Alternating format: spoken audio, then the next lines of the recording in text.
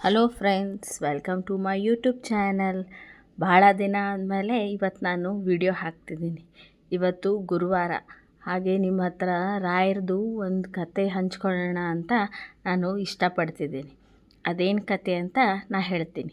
ಒಂದೂರಲ್ಲಿ ಒಬ್ಬ ಬ್ರಾಹ್ಮಣ ಇದ್ದ, ಭಾಳ ರಾಯರ ಭಕ್ತ. ದಿನ ದೇವ್ರಿಗೆ ಹೋಗೋದು, ಮಠಕ್ಕೆ ಹೋಗೋದು, ಅಷ್ಟೋತ್ರ ಅನ್ನೋದು, ಸಂಧ್ಯಾ ವಂದನೆ ಮಾಡೋದು ಮಾತ್ರ ಬಿಡ್ತಿದ್ದಿಲ್ಲ. ಹೀಗೆ ಮಾಡ್ಕೊತ ಬರ್ತಿದ್ದ. ಅವನು ಪ್ರತಿ ವರ್ಷ ಆರಾಧನೆಯನ್ನು ಮಾತ್ರ ತಪ್ಪಿಸ್ತಿದ್ದಿಲ್ಲ.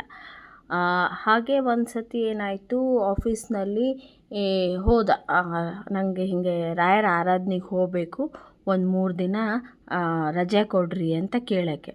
ಆದರೆ ಆ ಬಾಸು ತುಂಬಾ ಸ್ಟ್ರಿಕ್ಟ್ ಇದ್ದ. ಅವನಂತಾನೆ 3 ದಿನ ಎಲ್ಲ ನಾನು ರಜೆ ಕೊಡಲಿಕ್ಕಾಗಲ್ಲ, ನಾನು ನಿಮ್ಗೆ ಕೊಡೋದಿಲ್ಲ ಅಂತ ಹೇಳಿ ಕಳಿಸ್ಬಿಡ್ತಾನೆ.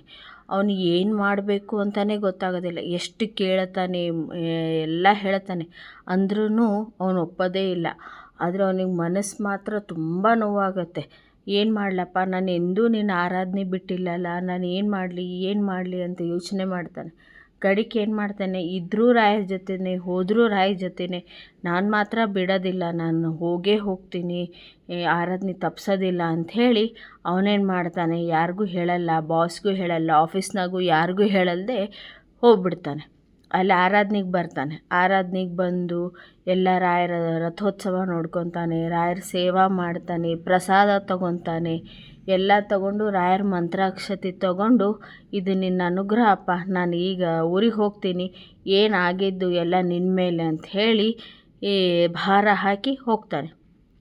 ಹೋದ ತಕ್ಷಣ ಆಫೀಸಿಗೆ ಹೋಗ್ತಾನೆ. ಆಫೀಸಿಗೆ ಹೋಗ್ಬೇಕಾದ್ರೆ ಭಯ ಆಗುತ್ತೆ. ಅಲ್ಲಿ ನೋಡಿದರೆ ಆ ಬಾಸ್ ಏನೂ ಅನ್ನೋದೇ ಇಲ್ಲ. ಯಾಕೆ ಅಂದರೆ ಅವನ ಜಾಗದಲ್ಲಿ ರಾಯರು ಬಂದು ಅವನ ಕೆಲಸ ಮಾಡಿರ್ತಾರೆ. ಇದೇ ಫ್ರೆಂಡ್ಸ್ ನಮ್ಮ ರಾಯರದು. ರಾಯರು ನಂಬಿದರೆ ಯಾವತ್ತೂ ನಮ್ಮ ಕೈ ಬಿಡಲ್ಲ ಅನ್ನೋಕ್ಕೆ ಇದೇ ದೊಡ್ಡ ಸಾಕ್ಷಿ. ಅದಕ್ಕೆ ಹೇಳೋದು, ರಾಯರು ಯಾವತ್ತೂ ನಂಬಬೇಕು, ರಾಯರು ನಮ್ಮ ಜೊತೆ ಯಾವಾಗಲೂ ಇರ್ತಾರೆ ಅಂತ. ಥ್ಯಾಂಕ್ಸ್.